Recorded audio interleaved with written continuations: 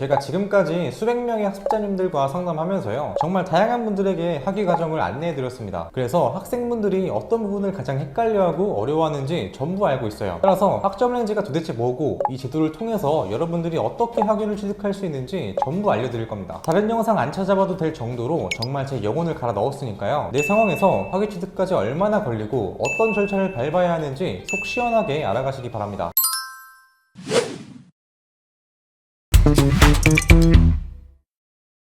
자, 기본적으로 학점은행제는 학위 취득 제도이죠. 그래서 온라인 강의나 오프라인 강의를 듣고 일정 학점을 이수만 하면 학위를 받을 수 있는데요. 또 학점은행제를 활용하면 빠르게 학위 취득이 가능하다고 들어보셨을 겁니다. 맞습니다. 학점은행제는 정규 대학을 졸업하는 것처럼 똑같이 4년이 걸리지는 않고요. 학점을 이수할 수 있는 방법이 되게 여러 가지여서 빠른 졸업이 가능합니다. 예컨대 4년제 학사를 2년 만에도 취득할 수 있고요. 2년제 전문 학사는 빠르면 1년 만에도 취득이 가능하죠. 그리고 이 학위는 교육부 산하기관 국가평생교육진흥원에서 주는 학위입니다. 그래서 학사와 전문학사 둘 다 정규대학에서 주는 학위와 동일한 효력을 발휘하는데요. 따라서 바쁜 직장인분들이나 편입 조건을 갖추려는 학생분들도 학점은행제를 많이 활용하죠. 자, 그럼 본격적으로 학위 취득 요건이 어떻게 되는지부터 살펴볼게요.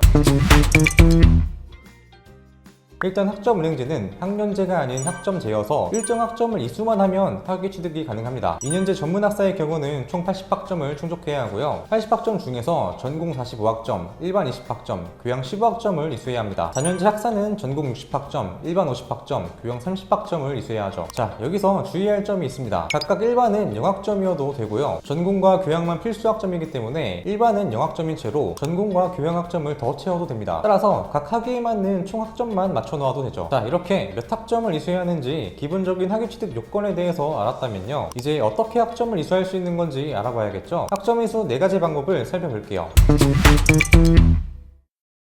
우선 학점은행제는 일반 대학교처럼 무조건 강의만 들어서 학점을 채우는 게 아닙니다. 더 다양한 방법으로 학점을 채울 수 있는데요. 각각 학점은행제 수업, 자격증, 독학사, 전적대 학점이 있죠. 먼저 학점은행제 수업은 대학교 학기와 동일하게 3개월 반 과정으로 진행됩니다. 다만 일반 대학교처럼 3월과 9월에만 수업이 시작되는 건 아니고요. 온라인으로 진행한다면 거의 매달 기간반이 있습니다. 거의 언제든 시작할 수 있죠. 그리고 학점은행제의 모든 수업은 과목당 3학점입니다. 따라서 2년제 전문학사를 취득하려면 27과목의 수업을 들어야 하는데요. 하지만 학점은행제엔 연간 이수 제한 학점이라는 게 있어서 이 27과목의 수업을 한 학기에 전부 끝낼 수가 없죠. 연간 이수 제한 학점은 한 학기 최대 8과목, 1년 최대 14과목까지만 이수가 가능하다는 하나의 규칙입니다. 따라서 27과목을 수업으로만 이수하려면 똑같이 2년이 걸려요. 그래서 이렇게 수업으로만 학점을 채우면 학점은행제의 메리트를 크게 못 살리는 것이라고 볼 수 있죠. 따라서 자격증이나 독학사, 전적대 학점으로도 추가 학점을 이수합니다. 이어서 자격증으로 학점 이수하는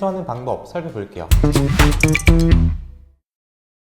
많은 학생들이 학점을 추가로 이수하기 위해서 가장 많이 선택하는 게 바로 자격증입니다. 자격증을 따면 수업과 비용을 확 줄일 수 있죠. 대표적으로 가장 많이 취득하는 자격증은 커머 2급이나 매경 자격증이 있는데요. 각각 6학점, 18학점이어서 학점에 해당하는 만큼씩 수업을 줄일 수 있습니다. 하지만 자격증으로만 학위를 취득할 수는 없고요. 각 학위별로 자격증 최대 인정 개수가 정해져 있습니다. 학사는 전공 자격증 3개까지 인정을 받거나 전공 자격증 2개, 일반 자격증 1개까지 인정되죠. 전문학사는 전공 자격증 2개 까지 인정을 받거나 전공 자격증, 일반 자격증 각각 1개씩 인정됩니다. 여기서 전공 자격증이란 해당 전공에 관련이 있는 자격증을 말하고요. 반대로 일반 자격증은 전공과 아예 상관이 없는 자격증을 말합니다. 예를 들어 아까 커머 2급과 매경을 말씀드렸죠. 만약 여러분이 경영전문학사를 취득한다고 했을 때 매경의 자격증은 경영 전공에서의 전공 자격증이기 때문에 전공 학점으로 들어가고요. 반대로 커머 2급은 경영과 아예 상관이 없는 자격증이어서 일반 자격증으로 인정됩니다. 따라서 각 자격증을 취득한다면 24학점이나 인정되어서 8과목의 수업을 줄일 수 있죠. 이렇게 기간과 비용을 줄이는 데에는 자격증이 제격이라고 할 수 있습니다. 하지만 자격증을 취득할 때 주의사항이 있는데요. 바로 분류와 직무번호가 겹치면 안 된다는 점입니다. 이 두 개가 모두 같은 걸 따버리면 하나의 자격증만 학점 인정을 받을 수 있죠. 예를 들어서 커머 1급과 커머 2급이 같이 있다고 해봅시다. 이런 경우에 하나의 자격증만 학점 인정이 가능하다는 얘기인데요. 기껏 열심히 공부해서 자격증 땄는데 학점 인정이 안 되면 너무 억울하잖아요. 그래서 자격증을 2개 이상 따시는 분들은 분류와 직무번호 모두 확인하셔야 합니다.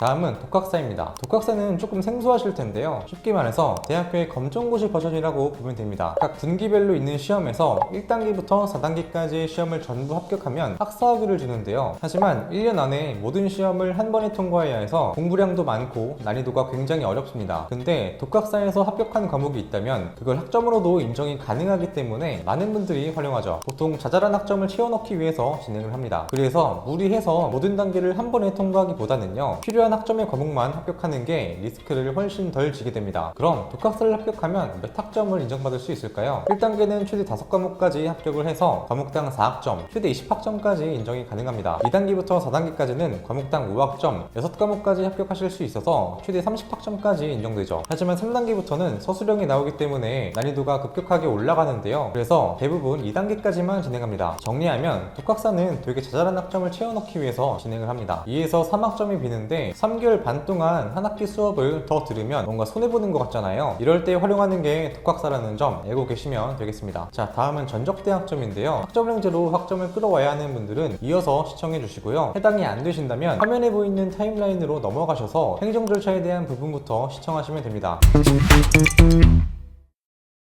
학점 인정 마지막 방법, 바로 전적대 학점입니다. 대학교를 자퇴했거나 전문대를 졸업했다면 대학교 학점을 학점량제로 끌어올 수 있는데요. 2년제 졸업자는 최대 80학점, 3년제 졸업자는 최대 120학점까지 끌어올 수 있죠. 성적증명서에서 F학점만 아니라면 다 인정이 가능하고요. 교양 수업들도 교양 학점 그대로 인정됩니다. 하지만 대학교 학점을 끌어올 때도 주의해야 할 게 있는데요. 대학에서 이수했던 전공 학점이 새롭게 진행하려는 학점량제 전공에서는 모두 일반 학점으로 넘어간다는 점이죠. 예를 들어 A라는 학생이 대학에서 사회복지를 전공하다가 학점량제에서는 경영학을 진행한다고 가정해 보겠습니다. 이럴 때는 대학에서 이수했던 사회복지 과목들이 경영학에서의 일반 학점으로 인정되는데요. 따라서 각 학위에 맞는 전공 학점을 새롭게 이수하셔야 합니다. 이걸 아셔야 내가 취득해야 하는 학점이 몇 학점인지 정확하게 아실 수 있으니까요. 꼭 기억해 주세요. 자, 2년제와 3년제 졸업자 그리고 4년제 중퇴자분들이 끌어올 수 있는 학점은 화면에 보이는 것처럼 정리했습니다. 근데 잘 보면 4년제 졸업자분들은 몇 학점을 끌어올 수 있는지 말씀을 안 드렸죠. 애석하게도 4년제 졸업자는 학점을 끌어올 수 없습니다. 대신 타전공 과정으로 더 적은 학점을 이수해서 전문학사나 학사학위를 취득할 수 있는데요. 학사는 전공 48학점, 전문학사는 전공 36학점만 이수하면 되죠. 기간은 화면에 보이는 것처럼 소요됩니다. 대졸자분들은 학점을 끌어올 수 없다는 게 아쉬운 포인트지만 그래도 더 적은 학점으로 학위 취득이 가능하다는 점 기억해주세요. 그럼 이어서 행정 절차에 대해 살펴보겠습니다.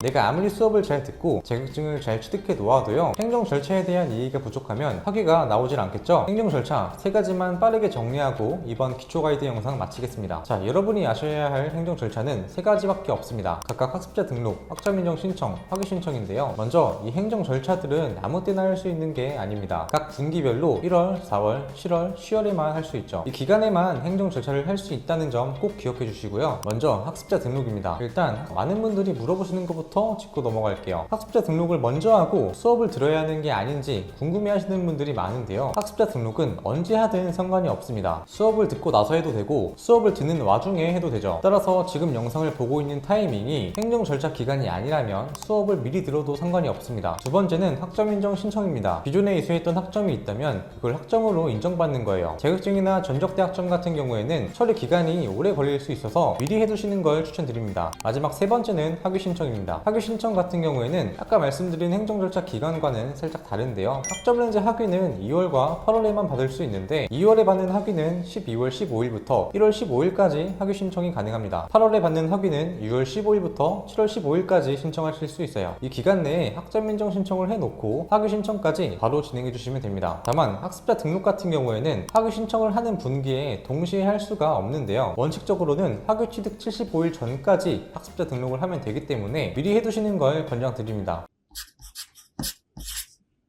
자, 여기까지 학점량제 기본 개념부터 학점 이수 방법, 행정 절차까지 전부 살펴봤는데요. 학은제를 제만 활용하면 비용과 기간도 아끼면서 정말 빠르게 학위를 취득할 수 있으니까요. 여기까지 잘 따라오셨다면 학점량제에 대해선 누구보다 빠삭하게 아셨을 겁니다. 하지만 내 상황에선 아직 어떻게 해야 할지 막막한 분들도 계실 거예요. 그런 분들은 혼자 오랜 시간 발품 팔지 마시고요. 고정 댓글에 있는 카톡 링크로 언제든지 문의주세요. 그럼 지금까지 가시TV 준이쌤이었습니다. 다음에도 학습자분들께 더 도움이 되는 영상으로 찾아뵐게요. 감사합니다.